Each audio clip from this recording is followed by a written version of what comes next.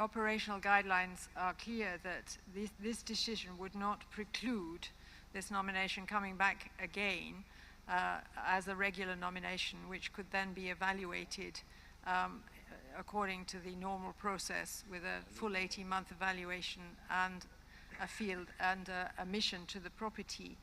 What this decision is, recommendation that ICOMOS is putting forward is saying that it does not consider that it should be evaluated as an emergency. So are you saying that the state of Palestine is not an emergency? What? Yeah, but I know this nomination, but Palestine is a state of emergency, so I'm just throwing it out for my own information, for my own ignorance. But I give the floor now to Lebanon, please. Thank you, Mrs. Chair. I would like first to apologize, since we are discussing technical issues that are sometimes very complex, and I may not be able to limit my intervention within the 3 minutes time frame that has been set for discussions. Anyway, ICOMOS took much more than 4 minutes. Now, we should first acknowledge the work done by ICOMOS to provide the committee with a full evaluation of the property in such a limited time. The task of advisory body gets more and more difficult when the time given for evaluation does not exceed a few months, and we should thank ICOMOS for their effort. Getting to the evaluation itself, we have to examine two separate issues. The first issue is whether the emergency character of the nomination is justified, and the second issue is whether the property justifies OUV. As for the first issue, ICOMOS considers that, quote, the threats facing the property do not constitute potential dangers to the cultural value of the property, end quote. This assessment is based on 3 sets of arguments. The first argument is that no final decision has been taken yet regarding the construction of the separation fence. This argument, in our view, is not convincing, since the decision has already been taken by concerned authorities in Israel, the detailed plans for the fence are ready, and the green light for the construction awaits only the final decision of the Israeli higher court. The threat is thus effective, and any delay in the decision of the committee may end up with a destruction of property characteristics. This is a typical case of emergency. The second argument developed by ICOMOS is that although the visual impact of the projected fence would be negative, it may be reversed by the removal of the structure at some point in the future. This argument looks really naive. It seems ICOMOS does not know what is a security fence. A security fence means that you have to create a security zone to control any possible infiltration, that you have to cut bushes and trees, get rid of any obstacle where suspects can hide. It means that you have to transform the area into a no man's land. This is a security fence. It's not a fence in an agricultural land in English countryside. This is a security fence, and you just have to look at the images of such fences, whether in Palestine or elsewhere, to understand that by no means the effect of such a structure would be reversible. The third argument developed by ICOMOS to deny the emergency character is even more surprising. ICOMOS says that any decision of the committee could not ensure the safeguarding of the property, since such a decision cannot influence the actions of a state party that is not associated with the nomination, meaning Israel, obviously. Article 6 of the Convention states clearly that the protection of World Heritage is the duty of the international community as a whole, and that each state party to the Convention undertakes not to take any deliberate measure which might damage directly or indirectly the heritage situated on the territory of other state parties to the Convention.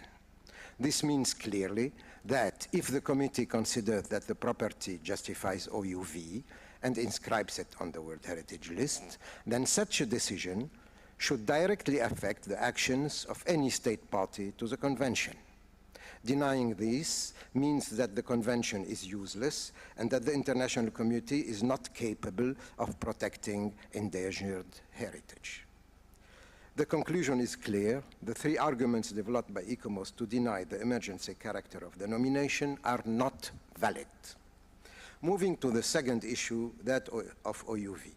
ICOMOS considers that although the property is an example of a Mediterranean agricultural landscape and human interaction with the environment, characterized by terraces and complex irrigation systems, which may justify criteria 4 and 5, it does not have an outstanding universal value, since same type of landscapes can be found elsewhere, which have the same characteristics and the same time depth. It is clear that there is a lack of scientific studies regarding cultural landscapes in the Mediterranean area, which explains the difficulties faced by ICOMOS in assessing the OUV of such property. I would like to, it would be useful here to recall previous decisions of the committee regarding properties having similar characteristics. The first case is that of the Mediterranean agro-pastoral cultural landscape of Causse and Cévennes, first presented by France in 2006.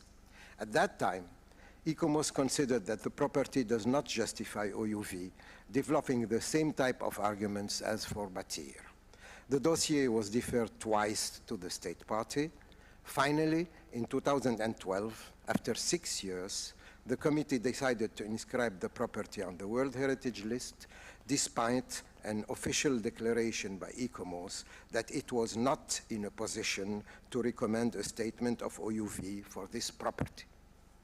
The other case, which is similar to Batir, is the cultural landscape of the Serra de Tramuntana, presented by Spain in 2010.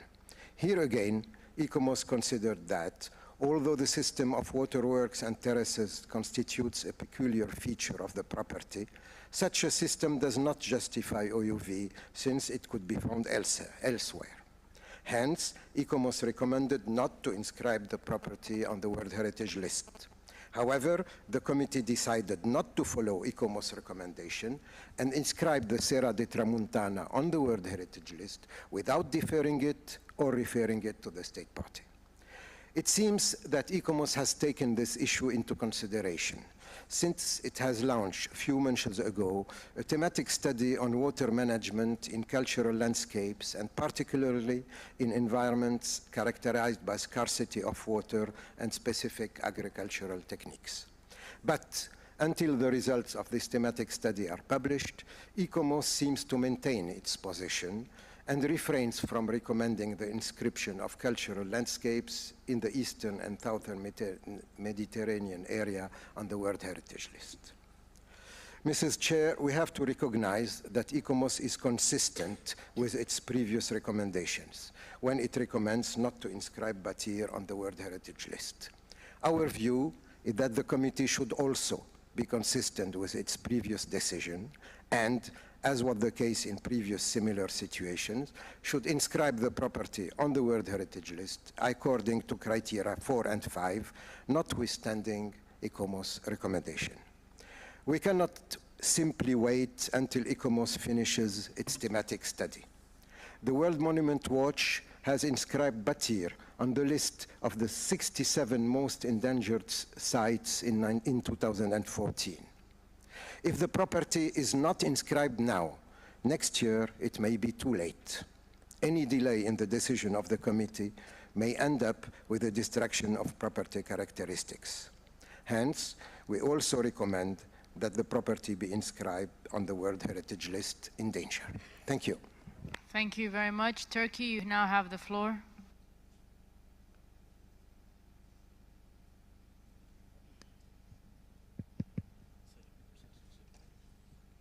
Thank you, Madam Chair. First of all, I would like to extend my heartfelt thanks to the representative of ICOMOS for a very eloquent and detailed presentation, despite the fact that I happen to disagree with the final observations and recommendations vis-à-vis the OUV nature, the emergency state, and the qualification of the nomination for inscription. Secondly, Madam Chair, I fully endorse and second the statement and the proposal of the delegation of Lebanon. The two statements I have heard made me believe even further clearly to what I am now going to state. Madam Chairman, distinguished delegates, UNESCO exists to bring creative intelligence to life, for it is in the minds of men and women that the defenses of peace and the conditions for sustainable development must be built.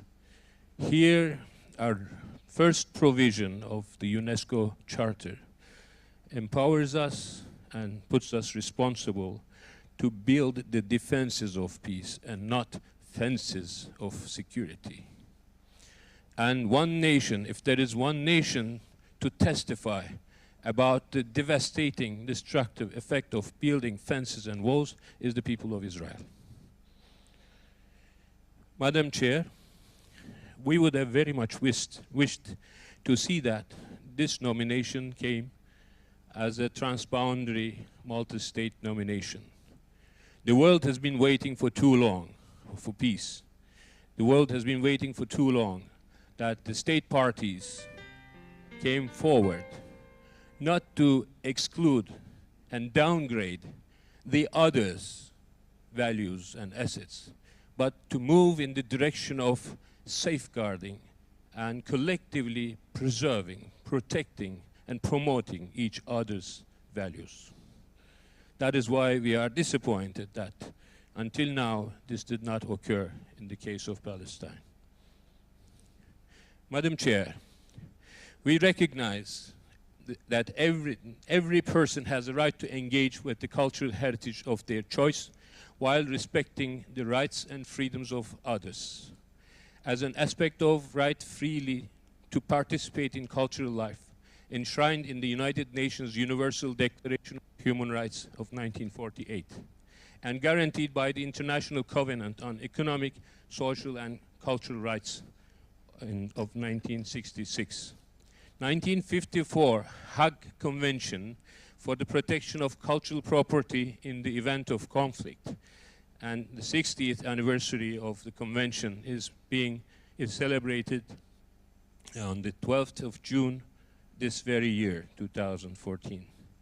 2005, the Framework Convention on Value of Cultural Heritage for Society, the Faro Convention, Article 7 states, cultural heritage and dialogue develop knowledge of cultural heritage as a resource to facilitate peaceful coexistence by promoting trust and mutual understanding with a view to resolution and prevention of conflict.